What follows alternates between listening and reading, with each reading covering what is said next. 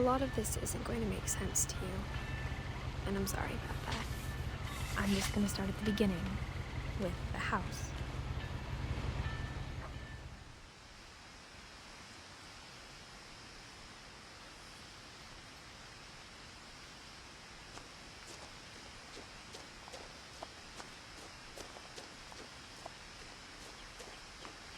I lived here until I was 11, but I wasn't allowed inside half the rooms.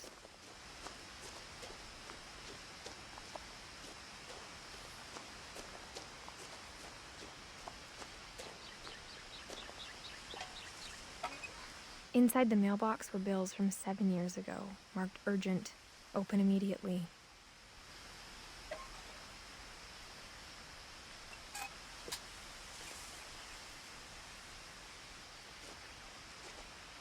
I hadn't been back since my brother Lewis's funeral.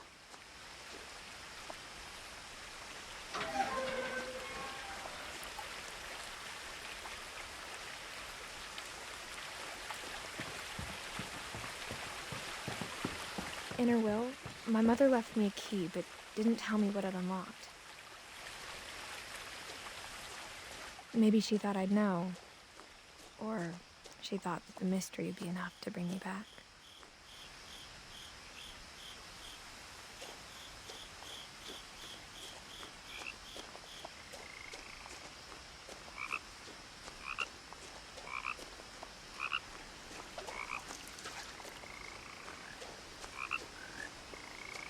The truth is, even after I inherited the house, I never thought I'd come back to it.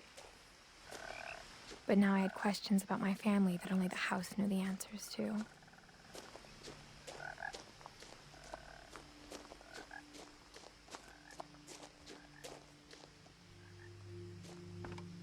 The woods around the house have always been uncomfortably silent, as if they're about to say something but never do.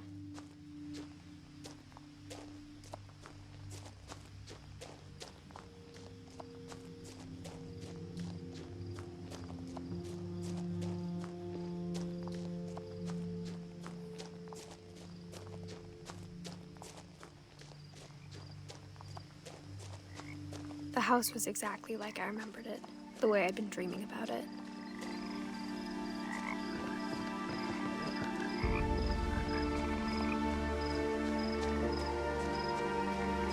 As a child, the house made me uncomfortable in a way I couldn't put into words. Now, as a 17-year-old, I knew exactly what those words were. I was afraid of the house.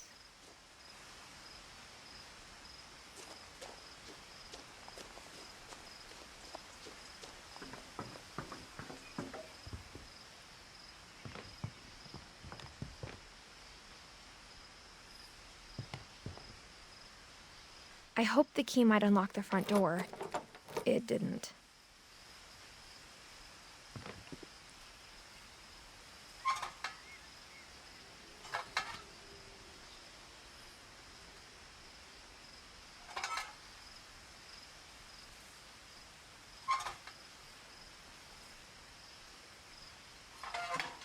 Looking in, I felt like the house itself had been waiting for me.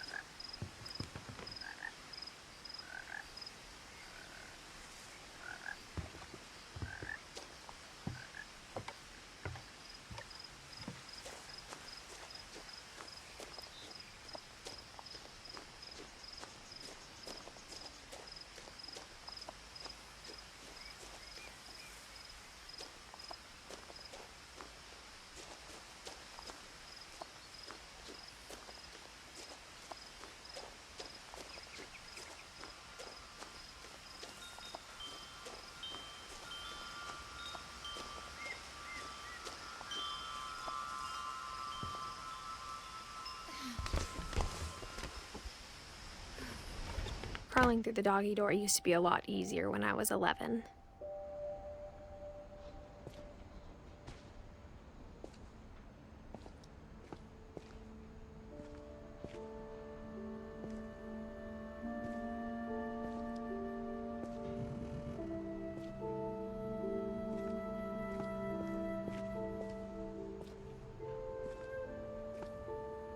The power had been turned off the night we left. For the first time in years,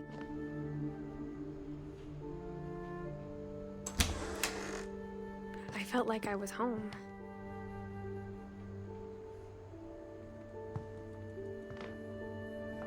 But instead of a family, there were just memories of one.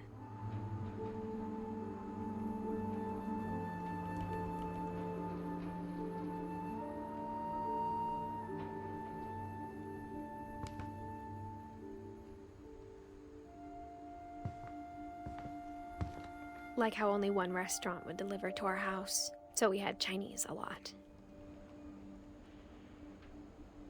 Or how after Louis started working at the cannery, we all got sick of eating salmon. Except our cat, Molly.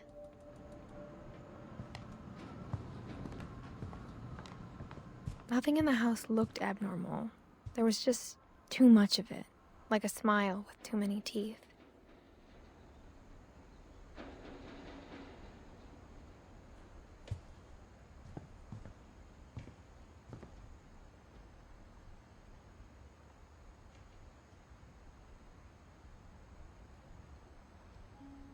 Great-Grandpa Sven built a music box for Barbara, along with the rest of the house. Mom always told me to stay out of the basement, so I wasn't too surprised when the key didn't fit.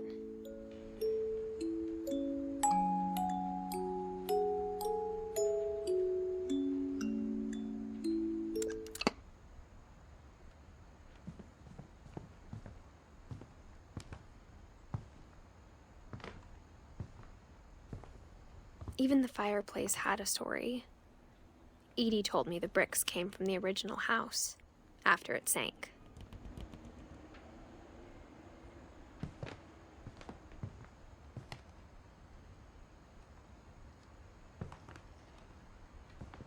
The table was still a wreck from the night we left. It was like a bomb had gone off, killing everyone but sparing the furniture. My mom was the only one of us who could imagine Great-Grandma Edie living in a nursing home.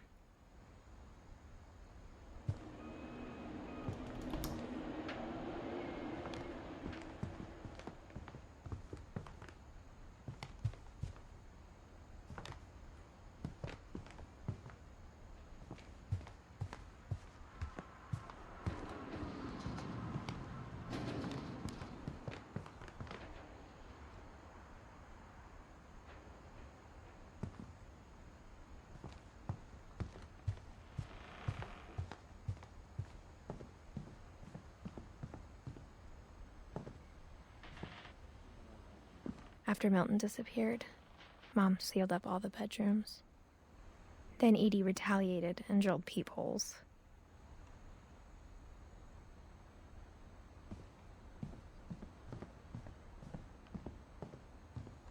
Whenever people ask me about my family, the first thing they always want to know about is Barbara.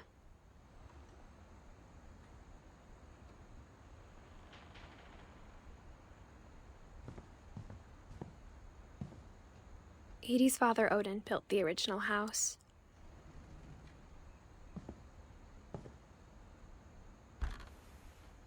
Barbara was a child star for 2 years, until America grew out of it.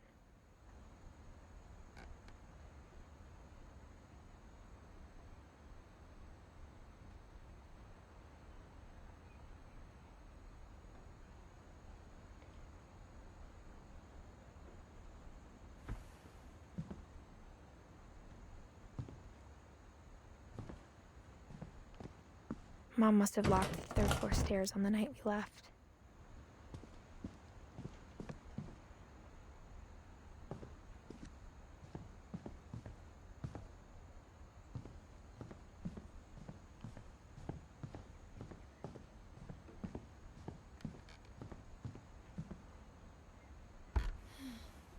My Grandpa Sam spent 7 years sharing a room with his dead brother, Calvin.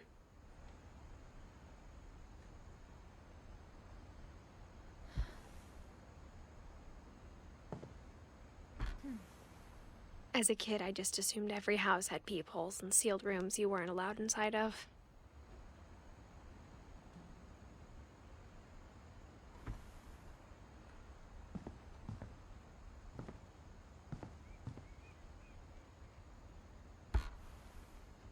The last time I was in Edith Sr.'s room, I was 10 and she was painting my portrait.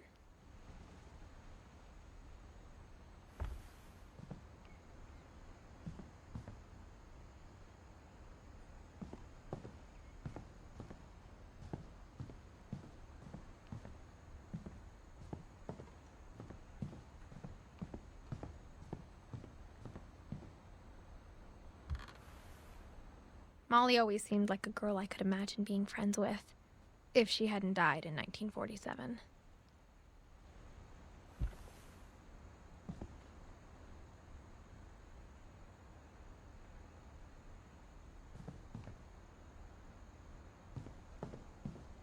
I spent a lot of time playing in Great Uncle Walter's room.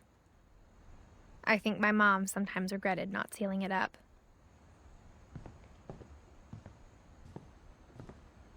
Lewis told me there were secret passages, but I never believed him.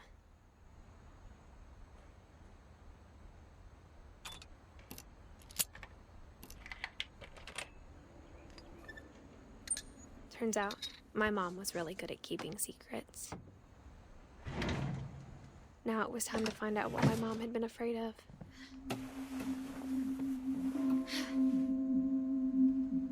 Reading this, maybe it sounds like I had a plan.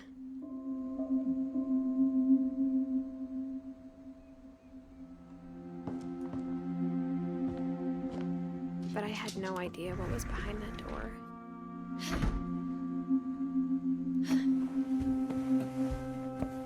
Just like I had no idea where all this was gonna lead.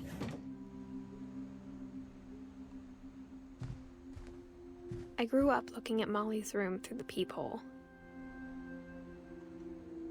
Being inside for the first time, I felt like I'd stepped behind a painting.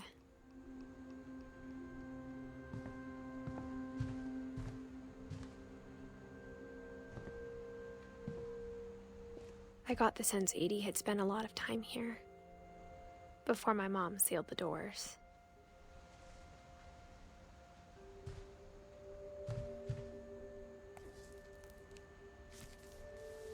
December 13th, 1947.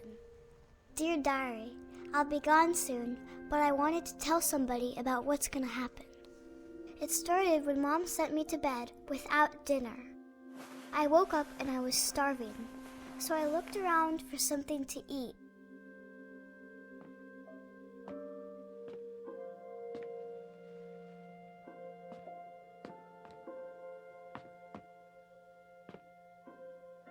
My Halloween candy was all gone.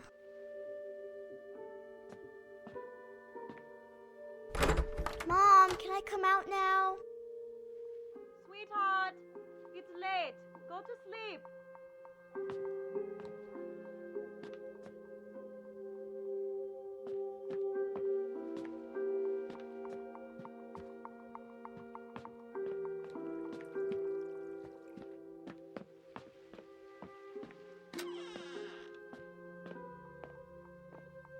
I kept eating and eating.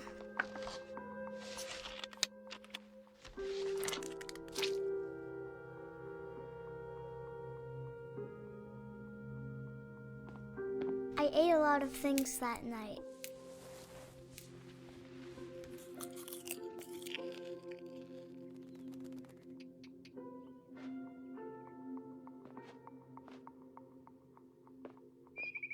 Then I heard chirping outside my window. It was a barn swallow going back to her nest.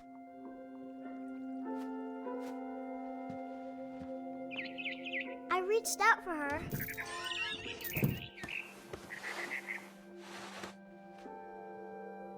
And suddenly,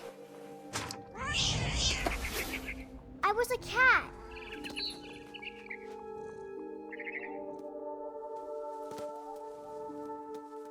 I tried to be quiet, but the bird was really scared.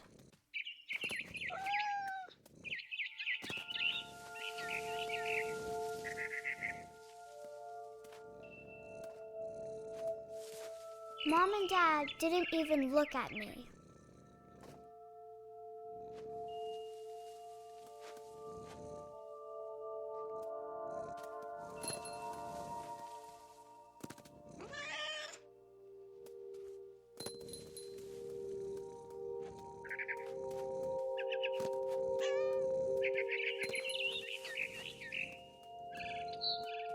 I jumped and I almost got her.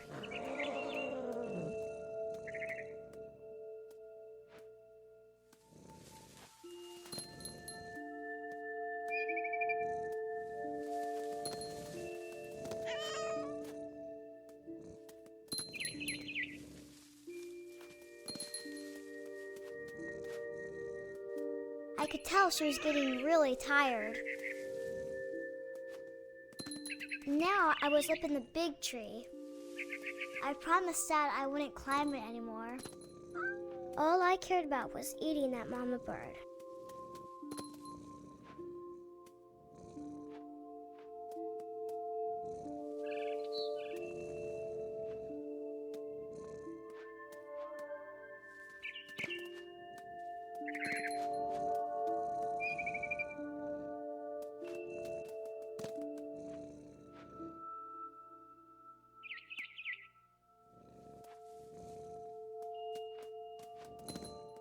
I gobbled her up. And suddenly, I was an owl. First, all I heard was the wind. Then I heard little teeth nibbling in the grass.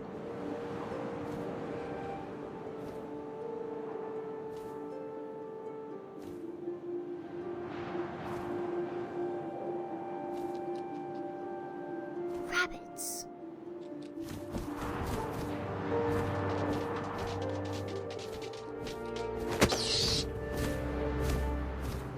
I imagined his face looking up and seeing mine through my talons.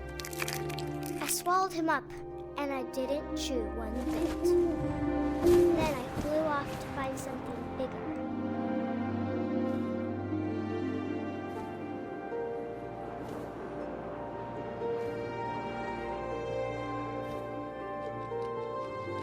A mama rabbit.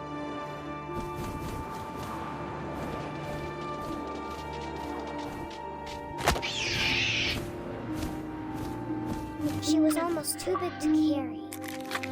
I started choking, but I couldn't stop eating. And suddenly, I was a shark.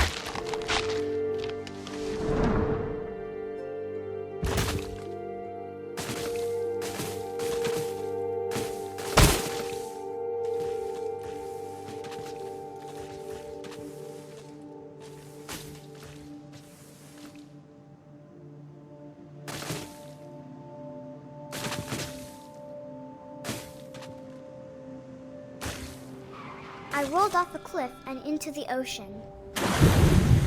Now, I was hungrier than ever.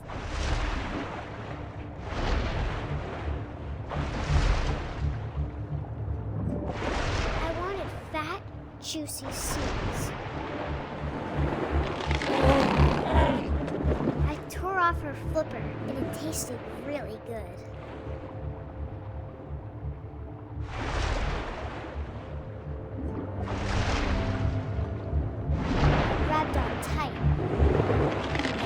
So hungry, I jumped out of the water. When I opened my eyes, everything had changed.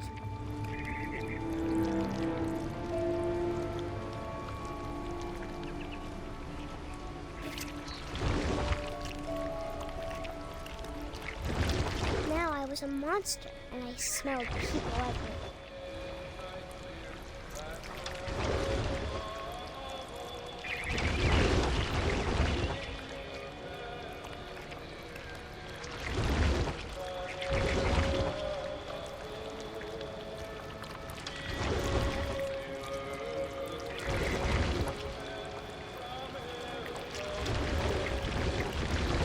Big. but I moved real quiet.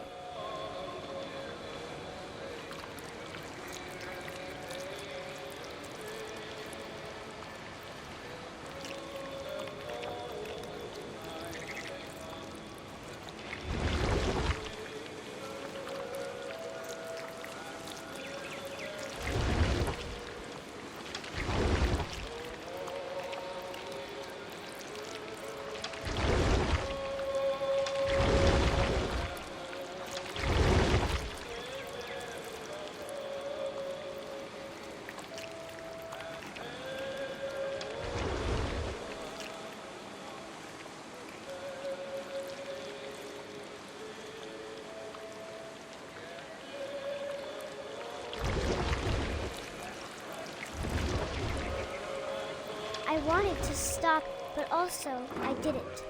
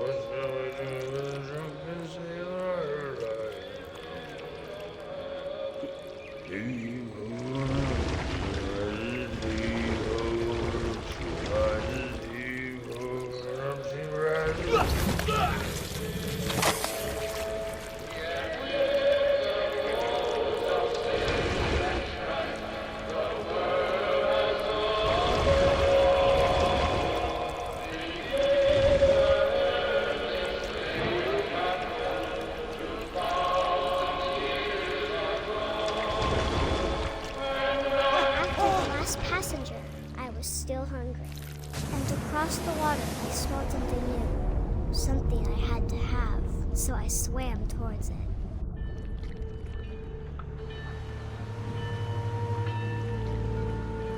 I slithered onto the sand, and the good smell went into an old pipe.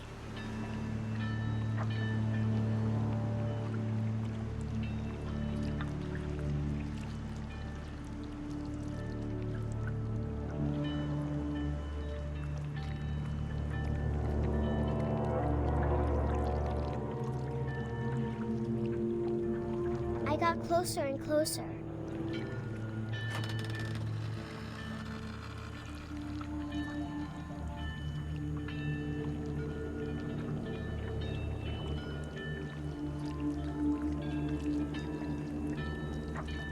All of my stomach started growling.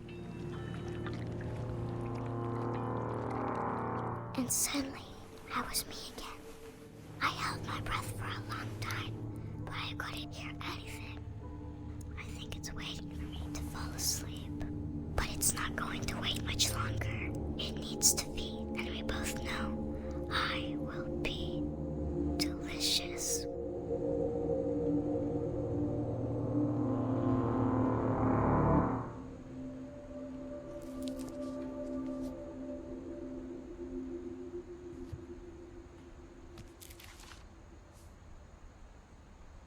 I'm not sure if I believed all of that, but I'm sure Edie would have.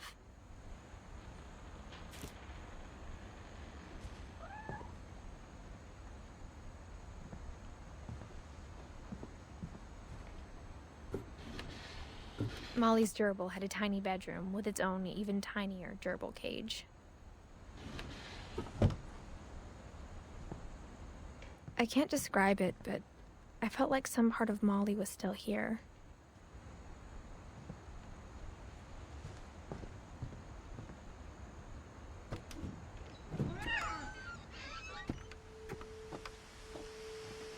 This will be obvious later, but my mom never told me any of these stories. Edie would have, but Mom didn't like bringing up the past. Though, when we adopted a stray kitten, she was the one who named it Molly.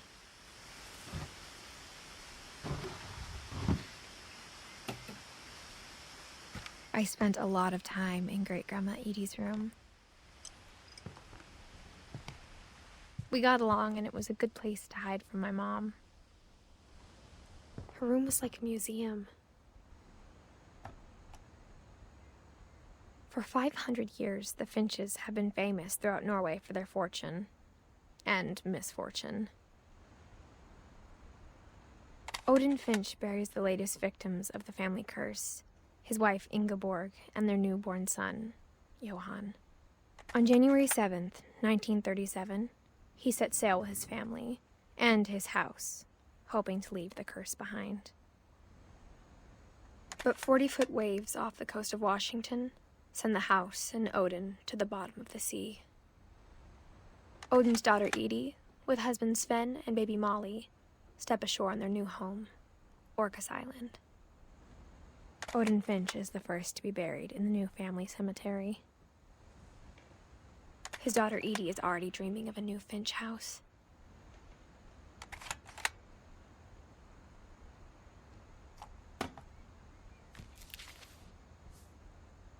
Whatever's wrong with this family, it goes back a long ways.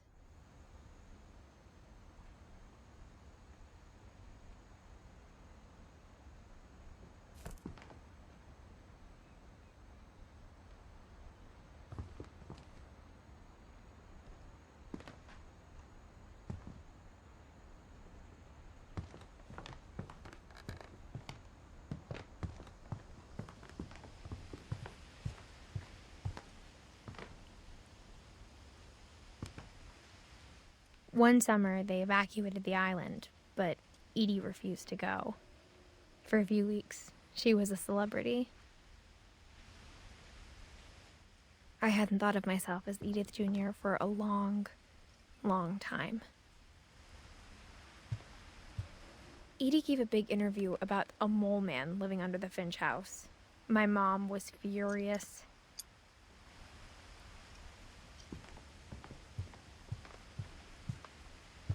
Louis died a week before we left, but Edie had already started to memorialize him.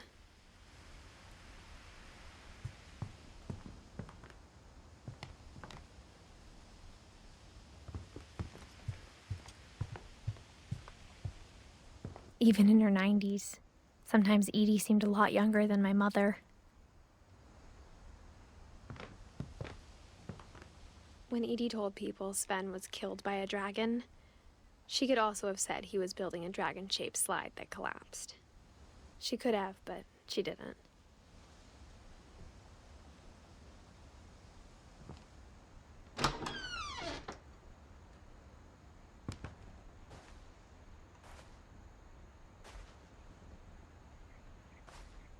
The only trace Grandpa Sam's first wife, Kay, left on the house was the pink bathroom. It was a pretty big trace.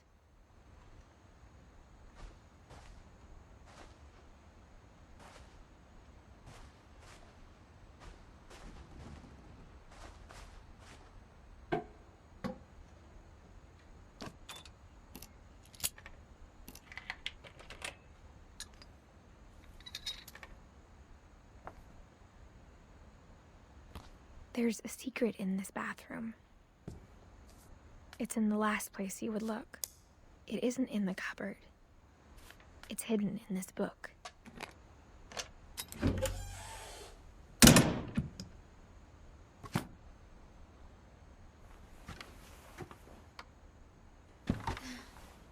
Sven gave Sam an old camera he'd refurbished. He never put it down.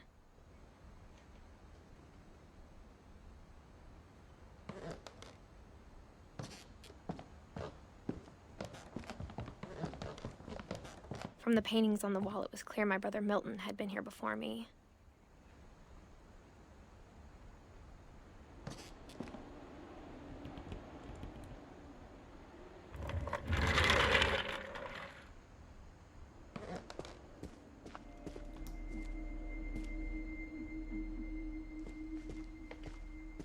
I knew Grandpa Sam had a twin, and that he never talked about him.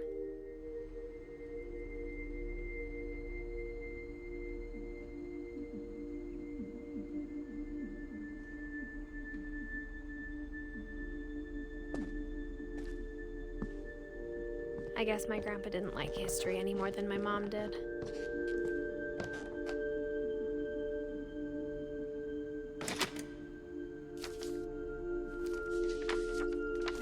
How I Want to Remember My Brother by Sam Finch. The thing I remember is that when he made up his mind, that was it.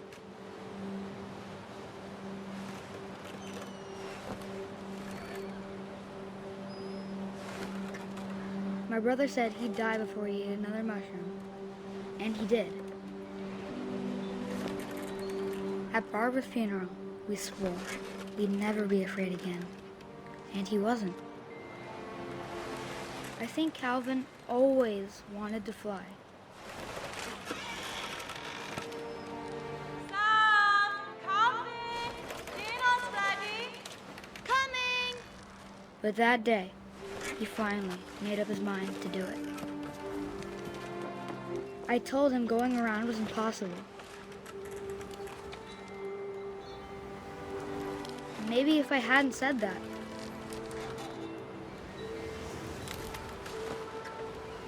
Calvin, I'm not gonna tell you again. maybe if the wind hadn't picked up, then maybe he'd still be here. But I doubt it. I think he'd already made up his mind. That's what I want to remember about my brother.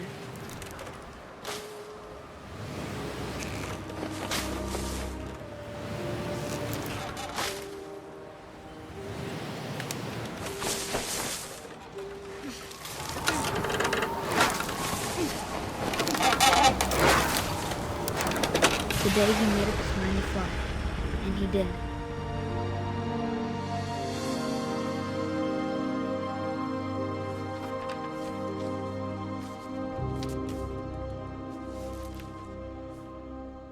Calvin's story felt strangely familiar.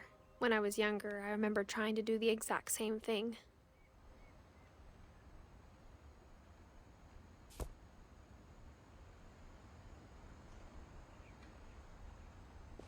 After the funeral, Edie roped off Calvin's half of the room.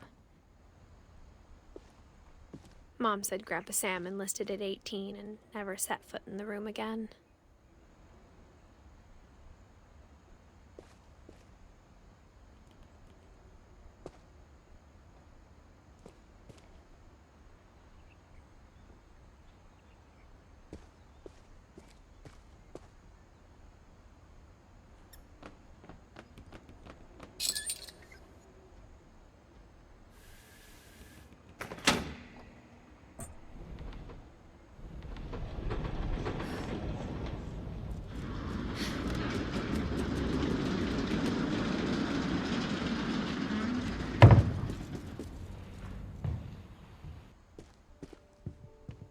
The passages were a pretty tight fit.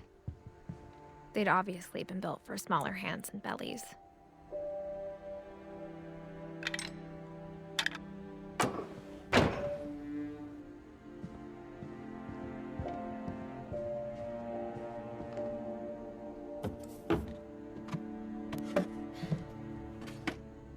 Growing up, I always thought of Barbara as a child star.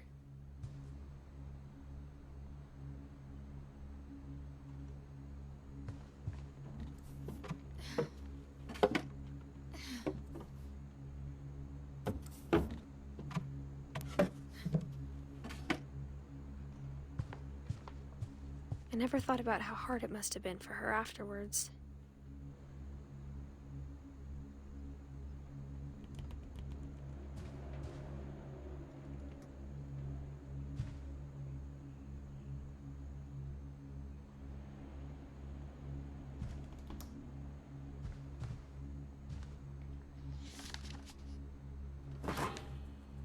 Of all the stories people wrote about Barbara's death, I'm surprised Edie saved this one.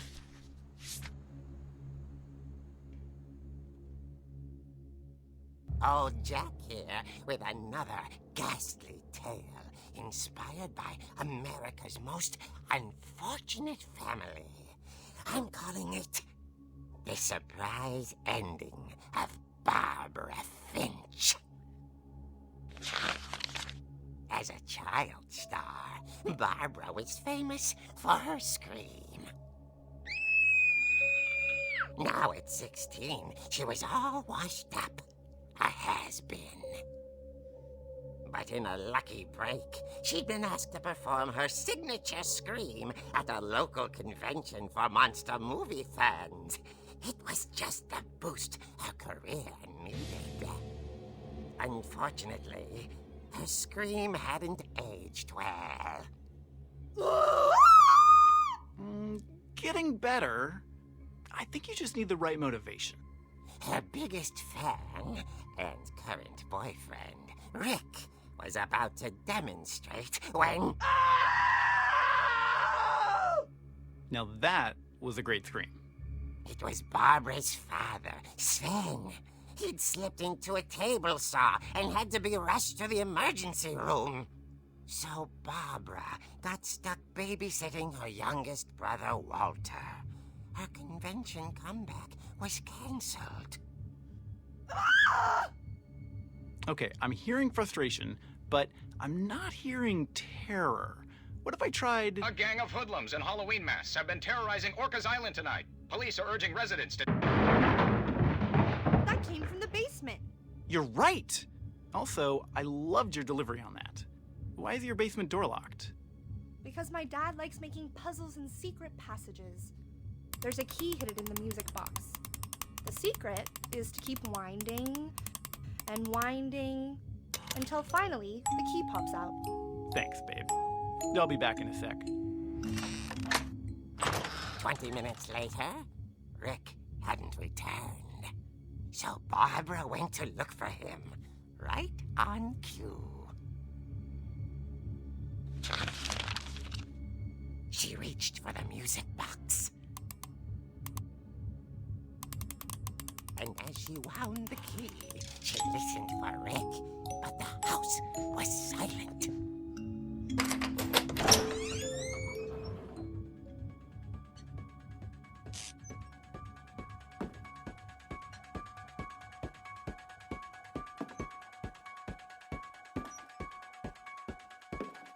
She found Rick's crutch and imagined the worst.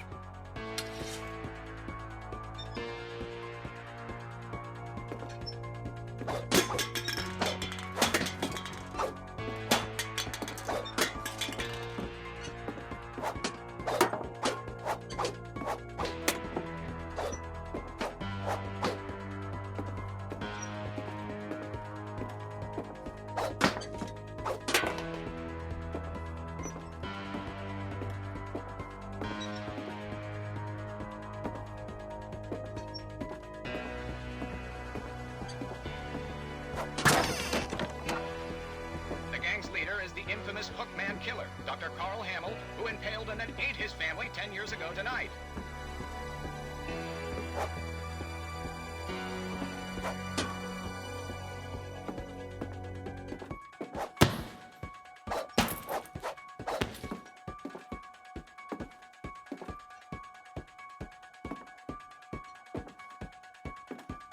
The old fridge rattled and grew still.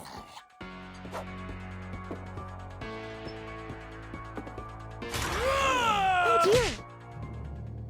Oh! Rick? Barb, relax. I was just trying to scare you to help you find your scream. Well, I'm not scared, Rick. I'm furious. Then act furious. all I'm getting from you now is that you're hurt and confused and She threw him out, but she kept a little something to remember him by. Barb, have you seen my other crutch? And she was still holding it when she fell asleep watching the late picture show. Hours later... Barbara! Walter, what's going on up there? Ah! Okay, I'm coming up, but if this is a trick, you're dead, Walter.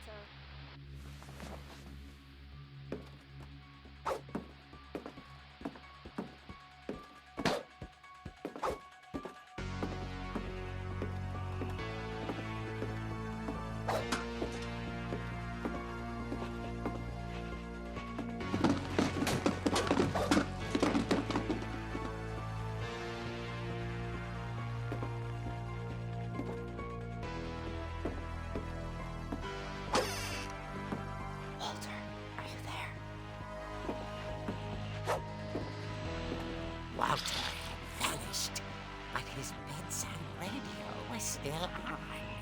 Orcas Island police describe the man as 6 feet tall, with a steel hook for a hand.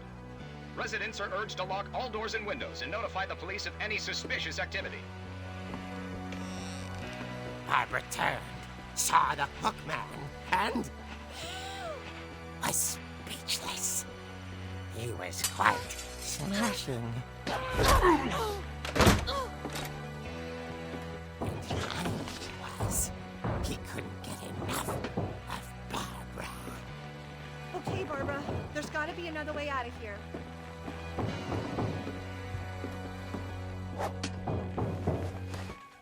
That night, she played her part beautifully.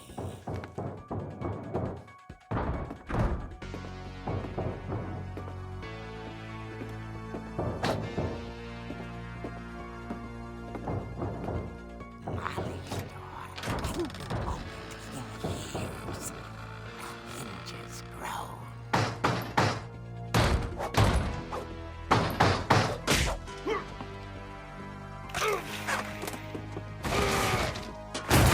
He wasn't moving, but she sensed the story might not be over yet.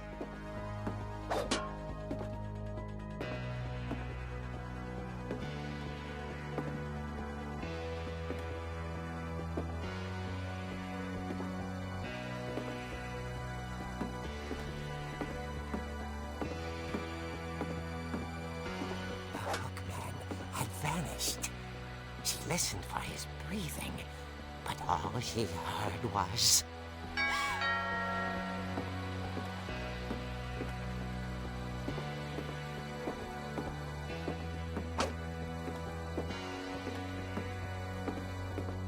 someone at the door was dying to speak to young Barbara. At the door, she heard whispering.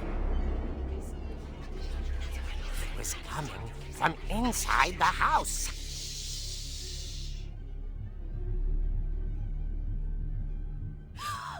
Oh dear.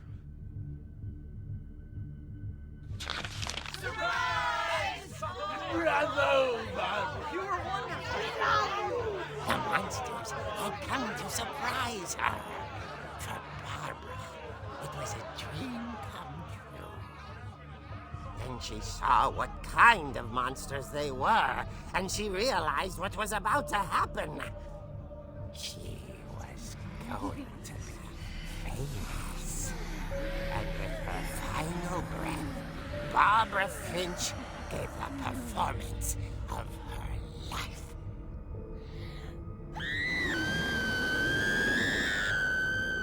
I wasn't there myself, but I hear Barbara was magnificent. Poor girl. She had a taste for stardom. But unfortunately, so did her fans. Of course, the police blamed it all on poor Rick, who disappeared the same night. And little Walter? Hiding under his bed the whole time. He took it all pretty hard, but that's another story. As for Barbara, tucked inside the music box is all they ever found of her. Her ear. Now that's what I call a real eerie tale.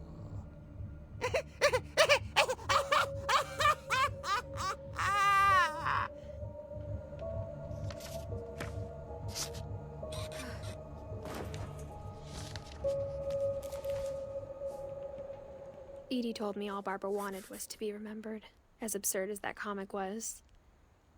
Maybe what Edie saw was a happy ending.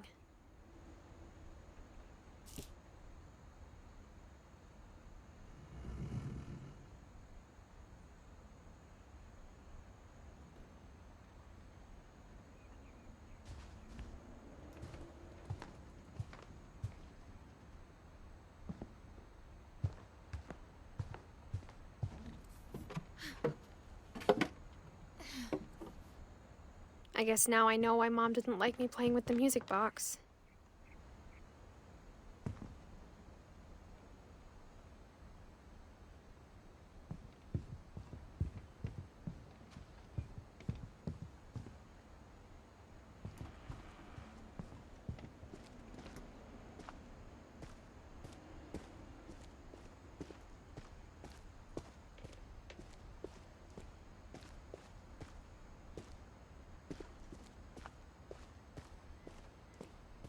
It's funny. All those times I played with the music box and never found the basement key.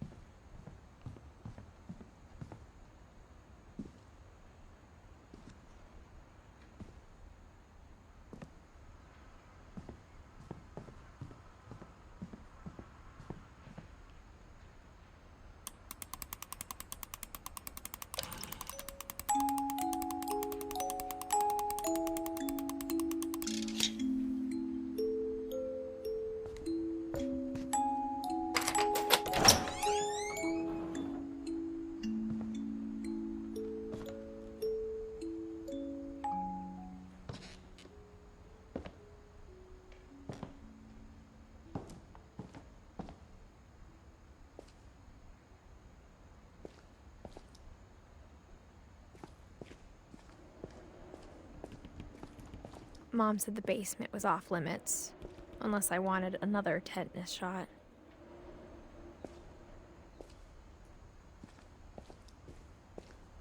I saw Edie sneak down to the basement once, carrying packages. I thought maybe she was hiding presents.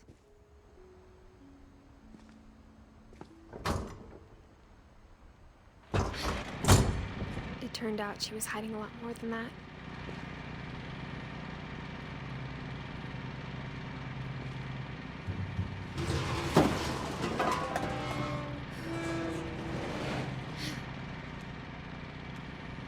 I remember asking Mom once about where Walter had gone. She said after Barbara died, he got as far away as he could. If there's a pattern in all these stories, I think it's that none of us has gotten very far.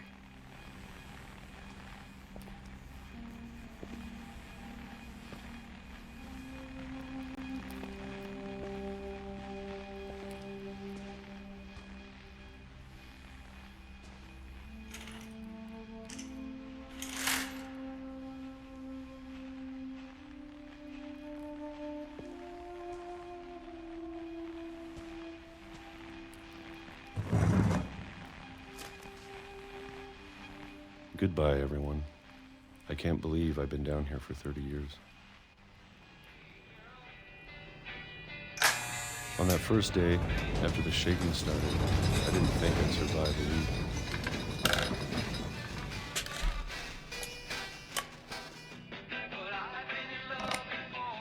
But after a few days, I settled into a routine. That's what kept me sane. Having a schedule, living for today. I always expected to be dead tomorrow. But if you wait long enough, you get used to anything.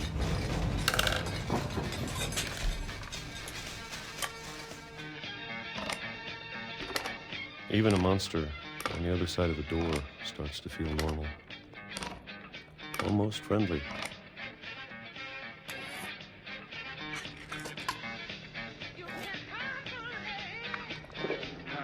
And then one day, everything just stopped. Whatever that thing was, it was gone.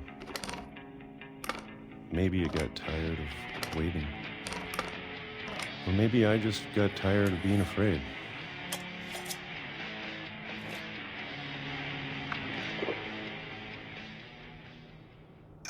It's been a week now, the longest in 30 years. I'm done waiting.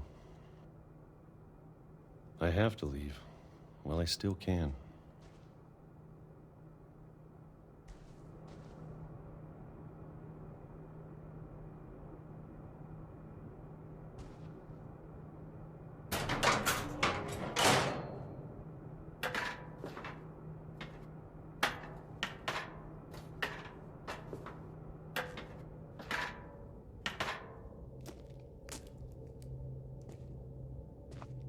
I know it's out there, somewhere.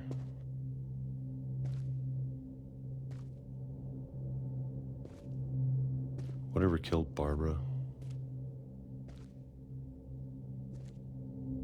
and Molly and Calvin.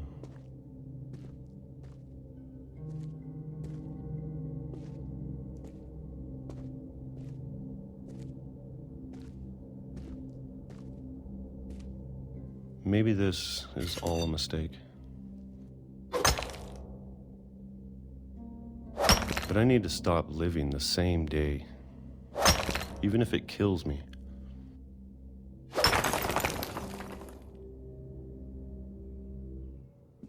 Whatever's out there, I want you to know I'm ready for it. I'm going to appreciate all of it, especially the food. I don't mind if I only have a year left,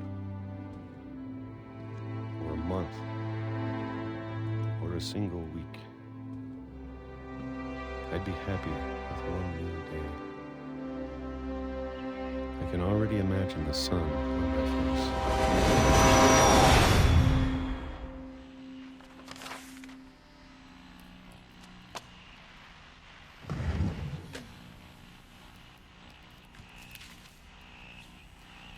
Walter died when I was 6.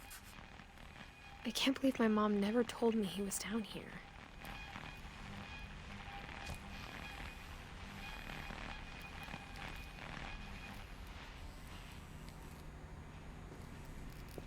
I'm sure my mom was trying to protect me.